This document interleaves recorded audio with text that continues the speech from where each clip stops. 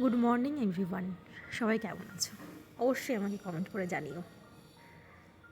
অনেক দিন আগে একটা জিনিস অর্ডার দিয়েছিলাম, তো সেটারই আজকে আসার কথা ছিল অবশ্য কালকে, তো একদিন আগেই চলে আসলো।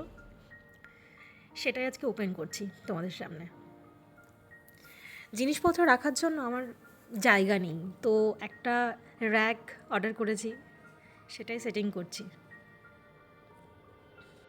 সবাই ভাবছো এটা কোথায়? এটা হলো আমার হোস্টেল, পিজি।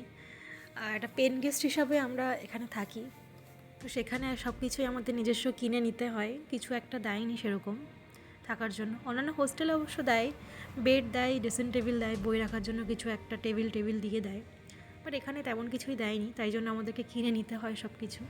তো আমার অনেক দিন ধরেই রাখার জায়গার খুব অভাব ছিল, যেমন কিছু বুকস, কিছু জিনিসপত্র রাখার খুব অভাব ছিল, জায়গা ছিল না।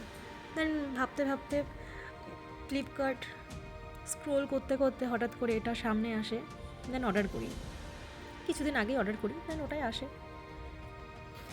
একটা জিনিস খুব ভালো এটার, যে এটা যদি কোথাও যাওয়ার হয়, এগুলোকে আবার ভালো করে সব খুলে খুলে নিয়ে প্যাকিং করে আবার নিয়ে যাওয়া যাবে, মানে ক্যারি করা যাবে। এই জিনিসটা খুব ভালো লাগলো। সেটিং করলাম, বেশ ভালোই হয়েছে। একটা জুনিয়র ছিল, জুনিয়রটাই আর কি শ্যুট করে দিল। বললাম ফোনটা ধর, আমাকে একটু ভিডিওটা করে দে। ফার্স্ট টাইম এরকম কোনো জিনিস আমি এরকম আনবক্স করছি সকলের সামনে, এরকম কখনো আগে ভিডিও করিনি। তারপরে চলে গেল আমার জুনিয়র, বললো দিদি পাচ্ছি না আর। আমি তারপরে জানলার কাছে নিয়ে আর কি রাখলাম। আস্তে আস্তে একটার পর একটা এরকম করে সেট করছি।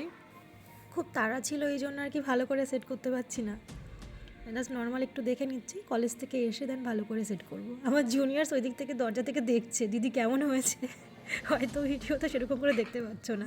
फाइनल लुक हम सेट करेंगे उधर।